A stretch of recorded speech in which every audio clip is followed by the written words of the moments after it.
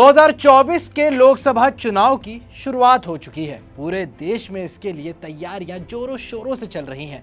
सभी political parties अपना प्रचार पूरे देश में कर रही हैं। 19 अप्रैल को इस 7 चरण में होने वाले चुनाव का पहला चरण भी पूरा हो चुका है।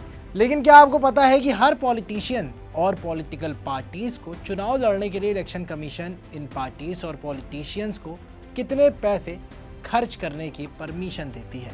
आपको जानकर बड़ी हैरानी होगी कि कानूनन उम्मीदवार के चुनाव खर्च की सीमा तो है, लेकिन राजनीतिक पार्टियां जो हैं उनके खर्च की कोई सीमा नहीं होती है।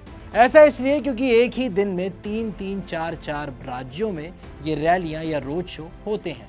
इनके लिए होती हैं करोड़ों रुपए की खर्च, जो कि राजनीतिक पार्टियां करती हैं, क्योंकि चुनाव आयोग ने नेता पर तो लिमिट लगाई है, लेकिन राजनीतिक पार्टी पर कोई लिमिट नहीं लगाई है। आप जानकर बड़े हैरान हो जाएंगे कि इस बार के लोकसभा चुनाव में 1.20 लाख करोड़ रुपीस खर्च होने के अनुमान है। अगर ऐसा होता है तो ये दुनिया का अब तक का सबसे महंगा चुनाव होगा। ये तो रही बात कि चुनाव के कुल बजट की। अब आपको बताते हैं कि इस बार के लोकसभा चुनाव में नेताओं को कितना खर्च करने की अनुमति दी गई है। इस बार उम्मीदवार लोकसभा चुनाव में 95 लाख रुपए तक खर्च कर सकते हैं, लेकिन ये अमाउंट चुनाव आयोग हर साल बदलता रहता है। यह आंकड़ा भी चौंका देने वाला है कि जब देश का पहला लोकसभा चुनाव हुआ था, यानी 1952 में, तब राजनेताओं को केवल 25,000 रुपए खर्च करने की अनुमति दी गई थी। उसके बाद 4 लोकसभा चुनावों तक चुनाव आयोग ने इस अमाउंट में कोई बदलाव नहीं किया। फिर आया टाइम 1971 से 1977 तक का, तब इस अमाउंट को बढ़ा के 35,000 रुपये कर दिया गया। फिर आया टाइम 1980 से 84 का, 1 लाख रुपए कर दिया गया था उस टाइम पे।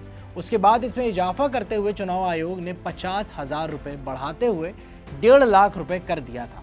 फिर आया 1996, ये सीमा बढ़ाकर 4,50,000 रुपये कर दी गई। उसके बाद 1998 से 1999 के लिए इसमें चुनाव आयोग की तरफ से इजाफा करते हुए 15 लाख रुपए कर दिया गया। 2004 से 2009 के लोकसभा चुनाव के लिए चुनाव आयोग ने इस खर्च सीमा को 25 लाख रुपए कर दिया। चुनाव आयोग ने एक बड़ा बदलाव करते हुए 2014 से 2019 तक के लिए 70 लाख रुपए कर दिया।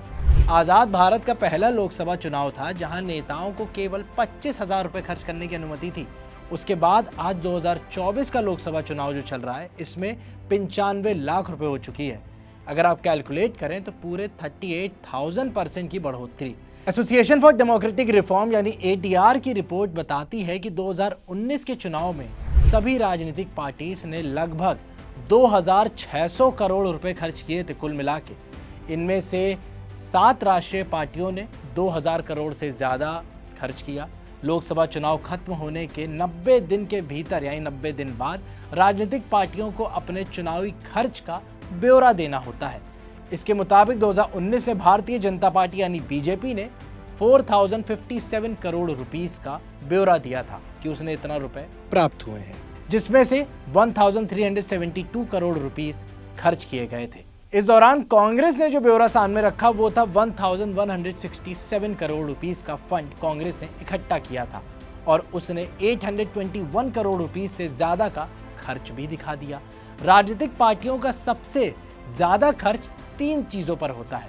पहला है पब्लिसिटी, दूसरा उम्मीदवारों पर, और तीसरा होता है ट्रैवलिंग पर।